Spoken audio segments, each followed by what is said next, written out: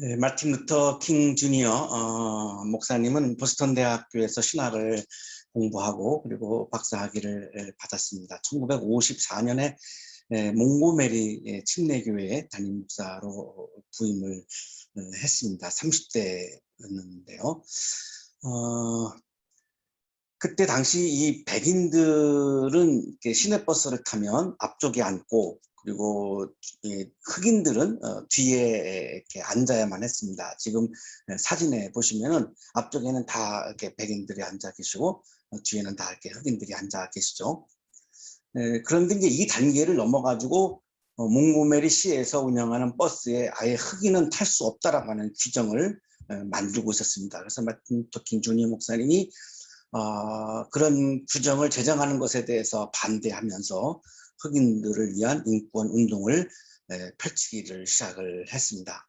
1955년 12월에 흑인 여성인 로자 파크스라고 하는 분이 시내버스를 타고 있었는데 백인 남자가 이제 타가지고 자리를 양보하라고 했고, 근데 이제 이분이 양보하지 않았다고 해서 경찰서에 연행을 당하는 사건이 벌어집니다.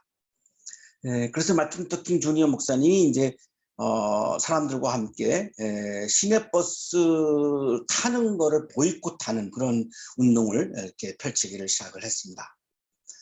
1963년에 25만 명이 행진을 합니다.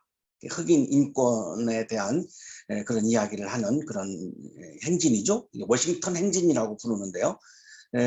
거기에서 나에게는 꿈이 있습니다 라고 하는 I have a dream이라고 하는 정말로 유명한 그런 연설을 했던 그 행진이죠.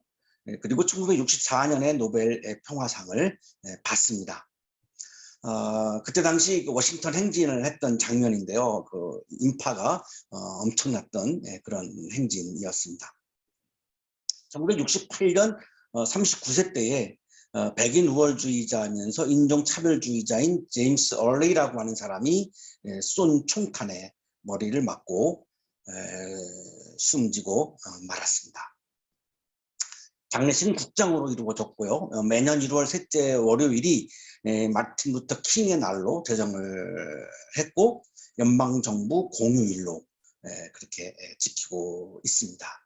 1958년에 자유를 향한 위대한 행진이라고 하는 그런 책을 썼습니다. 이 책의 내용은 몽고메리 버스 승차 거부 운동을 했던 그 내용을 보고서 형식으로 썼던 그런 내용인데요. 인용하겠습니다. 이 운동은 영적인 운동입니다. 사랑은 위대한 도구이며 무기입니다. 설사 유죄 판결을 받는다 해도 우리는 증오로 복수하지 않을 것입니다. 이 운동은 영적인 운동입니다. 좀 논란이 있을 수 있을 것 같아요. 이렇게 흑인들의 인권을 위한 운동이 어떻게 해서 그게 영적인 운동이냐, 그러니까 인간적인 운동이 아니냐라고 이렇게 논란이 벌어질 수 있는 부분인데요. 마틴 루터 킹 주니어 목사님은 이 운동을 영적인 운동이라고 스스로 그렇게 규정을 하고 있는 것이죠. 왜 그러면은 마틴 루터 킹 주니어 목사님은 이 운동을 영적인 운동으로 보았을까요? 비인간적인 삶을 인간다운 삶으로 바꾸는 운동이었기 때문에 영적인 운동이라고 부른 것으로 보입니다. 왜냐하면 하나님이 인간을 지으셨죠. 근데 그 인간은 하나님의 형상대로 지었어요. 그러니까 인간답게 산다라고 하는 것은 하나님의 형상이 훼손되지 않은 상태이죠. 근데 비인간적이라고 하는 것은 하나님이 주신 하나님의 형상이 훼손되어 버린 거죠. 그러니까 그거를 회복하는 거는 하나님의 창조 섭리를 회복하는 거기 때문에 그래서 마틴 루터 킹 주니어 목사님은 그거를 영적인 운동이다라고 그렇게 규정을 한 것으로 그렇게 보입니다. 리처드 포스터는 아주사 퍼시픽 대학교에서 영성신학을 가르치는 그런 영성신학자이신데요.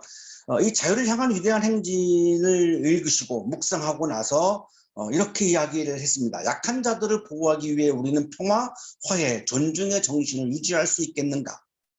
우리 스스로는 그렇게 못할 것이 분명하다. 이것은 하나님의 일이어야 한다. 이것은 영적 운동이어야 한다. 마틴 루터 킹 주니어 목사님이 이야기한 영적 운동에 대해서 이분은 동의를 하셨어요. 그렇게 그 비인간적인 삶을 살아가는 사람들을 인간답게 살도록 하는 것이야말로 그건 하나님의 일이고 하나님의 일이기 때문에 영적인 운동이다라고 이렇게 동의를 했습니다. 인간다운 삶을 잃어버린 약한 사람들이 인간답게 살도록 하는 것은 하나님의 일이고 영적인 운동이다. 그렇다면 우리가 리처드 포스터의 이야기를 우리가 동의한다면 우리 주변에서 인간다운 삶을 상실한 사람들을 우리가 바라볼 때에 그분들이 인간답게 살아갈 수 있도록 내가 조금이라도 도와주고 기여하는 것이야말로 그것을 영적 운동이라고 부를 수 있겠죠. 비인간적인 삶을 살아가는 약한 사람들을 사랑하고 환대하는 일이 하나님의 일이죠. 약자들을 혐오하고 억누르고 정죄하는 것이 아니라 약자들을 사랑하고 환대하는 것이 바로 영적인 운동이다라고 마틴 루터 킹, 리처드 포스트 이런 분들은 공통적으로 그렇게 이야기를 하고 있습니다. 우리 주변에는 비인간적인 삶을 살아가는 사람들이 많고요. 특히 우리 지금 청년들은 이게 진로의 문제 때문에 굉장히 인간답게 살아가지 못할 수밖에 없는 또한 그런 환경에 놓여 있고요. 그래서 어떻게 하면 우리가 더 인간답게 살아갈 수 있을까를 고민하고 또 서로 이렇게 도와줘야 하는 그런 그리스도인의 또한 사명이 또 있기도 합니다. 오늘의 성서복음 마태복음 9장은 한 여성이 사람들로부터 혐오를 받습니다. 그 혐오를 받는 이유는 혈루증이라고 하는 질병 때문에 그렇습니다. 그래서 정상적으로 사회 구성원으로 살지를 못했습니다. 완전히 정말 비인간적인 삶이죠. 그 비인간적인 삶을 살아가는 그 여성이 인간답게 살아갈 수 있도록 예수께서 구원하시고 치유하는 말씀이 오늘의 성서 본문입니다. 예수님의 영적 운동이 어떤 운동이었는가를 우리가 좀 유심히 볼 필요가 있는 그런 또한 본문이죠. 12년 동안 혈루증으로 앓는 여성이 있었습니다. 주 30년경에 이스라엘 갈릴리 호수 주변의 마을에 한 여성이 살았습니다. 근데 12년 동안 혈루증을 앓은 거죠. 갈릴리는 이스라엘의 맨 북쪽에 있는 그런 지역이고요. 혈루증은 이게 생리가 끝났는데도 피가 계속해서 흐르는 질병입니다. 전통적으로 이스라엘에서는 혈루증을 앓는 여성을 부정하기 때문에 그런 병에 걸린 거다. 그래서 혈루증을 앓는 여성은 부정한 여성이라고 이렇게 낙인을 찍었습니다. 그 근거가 있습니다. 레위기 15장 25절에 그 근거가 있습니다. 어떤 여자가 자기 몸이 월경 기간이 아닌데도 여러 날 동안 줄곧 피를 흘리거나 월경 기간이 끝났는데도 줄곧 피를 흘리면 피가 흐르는 그 기간 동안 그 여자는 부정하다. 몸이 불결한 때와 같이 이 기간에도 그 여자는 부정하다. 그러니까 손가락질 받는 부정한 여성인 거죠. 혈루증을 앓는 여성은 혐오의 대상이죠. 사람 취급을 받지 못했고 더러운 여성으로 손가락질을 받았고 정상적인 사회 구성원으로 마을에서 살지를 못하고 격리를 당했습니다. 마을에 나오면은 마을을 오염시킨다라고 하는 그 이유입니다. 마을에서 못 사는 거죠. 집에서도 부부 생활이 어렵기 때문에 여성성을 존중받지 못했습니다. 그러니까 혈루증은 단순한 병원에 가서 치료를 받는 그런 몸의 질병이 아니라 완전히 비인간적인 삶을 살게 하는 질병인 거죠. 한 인간을 인간답게 살지 못하게 하는 그런 질병인 겁니다. 마을의 30대 초반의 청년인 예수께서 오셨습니다.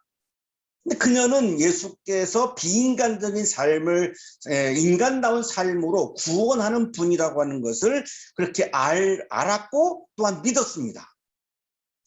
그러니까 혐오의 대상이 아니라 소중한 인간으로 존중을 받고 인간답게 살고 싶었던 그녀는 그 예수님이 보고 싶은 거죠. 그 예수님은 만나는 모든 사람들이 비인간적인 삶을 살아가면 인간다운 삶으로 구원하는 분인 것을 너무나 많이 들어서 알고 있었기 때문에 그 예수님이 보고 싶은 겁니다. 따스한 아침 햇살을 받으며 눈을 뜬 그녀가 가슴을 설레이며 예수를 만나기 위해서 예수께로 향합니다. 얼마나 설레었을까요? 내가 그분을 만나기만 하면 나도 인간다운 삶으로 변할 수 있어 라고 하는 그 설레임 기대감 때문에 너무너무 이게 막 설레는 거죠. 갔더니 많은 사람들이 예수님을 둘러싸고 있습니다. 예수님의 모습을 보기조차도 어렵습니다. 그때 그녀는 포기하지 않습니다. 많은 사람들의 비난을 무릅쓰고 그녀가 뒤에서 예수님의 옷술에 손을 댑니다. 부정한 여성으로 혐오를 받던 그녀는 예수님의 얼굴을 정면에서 마주볼 자신이 없는 겁니다. 차마 예수님 앞에 이렇게 딱 나설 수가 없는 거죠. 그래서 뒤에서 예수님의 옷술에 손을 댑니다. 헬라어 성서에는 헤프사토라고 기록이 되어 있는데요. 영어로 하면은 터치입니다. 예수님이 느끼지 못하도록 몸을 잡지 않은 거죠. 예수님이 느끼지 못하도록 옷을 잡지 않은 겁니다. 예수님이 느끼지 못하도록 옷술에다가 살짝 손을 댄 거죠. 그러면 느끼지 못하니까요. 그 정도로 자기 자신에 대해서 자신이 없는 거죠. 왜 그랬을까요? 그녀는 마음속에 내가 예수님의 옷술에 손을 대기만 해도 내 혈루증이 낫고 내가 인간다운 삶을 회복할 수 있을 거야 라고 하는 마음과 믿음이 있었던 거죠. 이거를 다르게 말하면 예수님이 생명의 주인임을 인정하는 마음이 있었던 겁니다. 비인간적인 삶을 살아가는 사람을 인간다운 삶을 살아가는 인간으로 구원하시는 분이라고 하는 믿음이 있었던 것입니다. 예수와의 접촉과 예수를 향한 믿음이 인간의 존엄성이 회복되는 구원의 사건의 출발점이 됩니다. 그때 예수님께서 돌아섭니다. 그리고 그녀를 보시죠. 굉장히 따스한 눈빛으로 미소를 먹으면서 그녀를 아주 따스한 눈으로 보신 거죠. 그리고 예수님의 창조적 소리, 창조적 발성이 이제 울려 퍼지기 시작합니다. 사회적으로 격리를 당했던 그녀, 부정한 여성으로 혐오의 대상이었던 그녀가 허락도 없이 예수님의 몸에 손을 대었기 때문에 그녀는 무서워하면서 벌벌벌벌 떨고 있었고 고개도 들지 못했습니다. 그때 예수님이 말씀한 겁니다. 예수님의 창조적 소리, 창조적 발성이 울려 퍼지기 시작합니다. 예수님의 소리는 이런 거죠. 기운을 내어라. 인간성을 상실하고 비인간적으로 살아가고 있는 고개도 들지도 못하고 위축되어 있는 그녀에게 예수님이 첫 소리가 기운을 내어라. 헬라어 성서에는 나르세이, 영어로는 take courage, 영어 성경에는 take heart. 현재 비인간적인 삶을 살고 있어도 고개 숙이고 위축되고 떨지 말고 고개를 들고 가슴을 펴고 당당하게 용기를 내어라. 이런 말씀을 하신 거죠. Take courage. 용기를 내라. 고개 들어라. 가슴을 펴라. 위축되지 말아라. 떨지 말아라. 오늘 우리날 우리 청년들에게 주시는 예수님의 소리죠. 기운을 내어라. 힘들지만 진로가 불통해서 힘들지만 기운을 내어라. 고개 숙이지 말아라. 위축되지 말아라. 떨지 말아라. 가슴을 펴라. 고개를 들어라. 용기를 내라. 예수님의 창조적 소리, 창조적 발성이 계속됩니다. 따라. 사람들은 그녀를 다 부정한 여성이라고 혐오하고 손가락질했지만 예수님은 그녀를 딸이라고 부릅니다. 나의 가족이라는 거죠. 굉장한 호칭이죠. 딸아. 내 딸로 인정해 주는 거죠. 사람을 인정해 준 거죠. 인간다움을 인정해 준 거죠. 내 딸이라는 겁니다. 그녀를 향한 사랑과 연민과 자비의 마음에서 터져나온 예수의 소리, 딸아. 이 소리가 그녀를 감격하게 했죠. 얼마나 감격했습니까? 사람들은 자기를 다 더러운 여자라고 손가락질하는데 예수님은 자기를 딸이라고 부르는 순간 너무 감격스러운 거죠. 예수님의 창조적 소리, 창조적 발성이 계속되었습니다. 내 믿음이 너를 구원하였다. 헬러 성서에는 세소켄이라고 기록되어 있는데요. 영어 성경에는 has cured, NIV에도 힐링. 여기 우리말 성경에 구원하였다가 영어 성경이나 헬라어 성서에는 치유하였다 이렇게 기록이 되어 있어서 치유를 구원으로 해석하고 있는 그 진리를 우리가 느낄 수 있는 그런 본문입니다. 믿음이 혈루증을 치유했다. 믿음이 비인간적인 삶을 치유했다. 이렇게 지금 예수님께서 말씀하고 계시는 거죠. 예수께서 예수가 생명의 주인임을 인정하는 것을 믿음이라고 부르고 계시죠. 예수님이 무엇을 믿음이라고 보고 계신가가 매우 중요한데요. 여기 지금 이 문맥을 보면 이 그녀가 예수님의 생명의 주인인 것을 인정했잖아요. 그거를 예수님은 지금 믿음이라고 부르고 계시죠. 예수께서 비인간적인 삶을 살아가는 사람을 인간다운 삶을 살아가는 인간으로 구원하시는 분이라고 하는 것을 믿는 것, 이거를 지금 예수님은 믿음이라고 부르고 계십니다. 내 믿음이 너를 구원하였다. 같은 의미입니다. 내 믿음이 너를 치유하였다. 이러한 예수님의 창조적 소리, 창조적 발성이 울려 퍼질 때에 그녀의 몸에서 흐르던 피가 멈추었습니다. 혈루증이 낫는 치유의 사건이 일어난 거죠. 비인간적인 삶을 살던 그녀가 인간답게 살아가는 구원의 사건을 경험했습니다. 여기 낫다라고 하는 말씀은 헬러 성서의 에소데인데요. 영어로 was cured, NIV의 힐링. 자, 우리말 성경은 구원하였다, 나았다 이렇게 구분해서 표현해 주고 있고요. 영어 성경이나 헬라어 성서에는 두 군데가 다 그냥 치유되었다 이렇게 같은 표현을 쓰고 있는데 헬라어가 또 다른 단어이죠. 그래서 친절하게 우리말 성경은 구원하였다, 치유했다라고 구분해 주고 있고, 이 그녀에게 구원의 사건은 그녀의 질병이 혈루증이 치유되어서 인간다운 삶을 회복하는 것, 그것을 구원이라고 치유라고 그렇게 우리에게 말씀해 주고 있죠. 혈루증이 치유되었다. 비인간적인 삶이 치유되었다. 나았다. 이렇게 지금 말씀하고 있는데요. 우리가 비인간적인 삶을 살면서 힘겨워할 때에 주님은 나에게 말씀하십니다. 기운을 내어라. 몸의 질병이나 여러분이 또한 정신적인 아픔이거나 또한 그런 영적인 나약해짐이거나 이런 것들 때문에 내가 위축될 때에 주님이 나에게 주시는 말씀은 기운을 내어라. 고개 숙이고 위축되고 떨지 말고 고개를 들고 가슴을 펴고 당당하게 용기를 내어라. 그래서 치유를 향해서 걸어가라. 인간다운 삶으로 회복되는 그 길에 내가 들어서서 힘차게 나의 목표를 향해서, 나의 꿈을 향해서.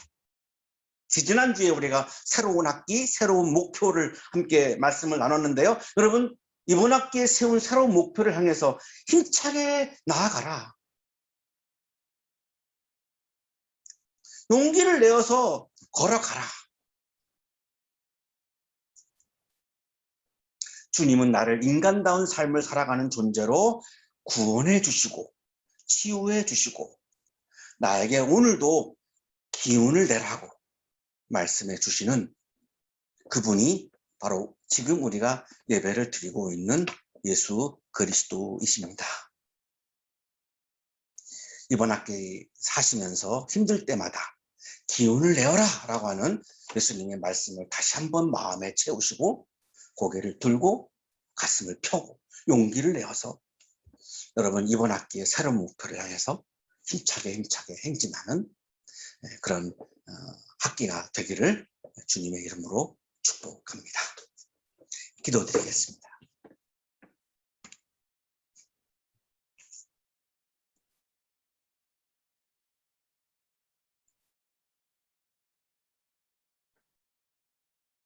거룩하신 주님, 주님께서 우리를 보시기에 심히 좋은 존재로 창조해 주셨지만 우리가 하나님의 형상을 잃어버리고 인간다움을 잃어버리고 어렵고 힘든 시간을 살 때가 많이 있음을 고백합니다.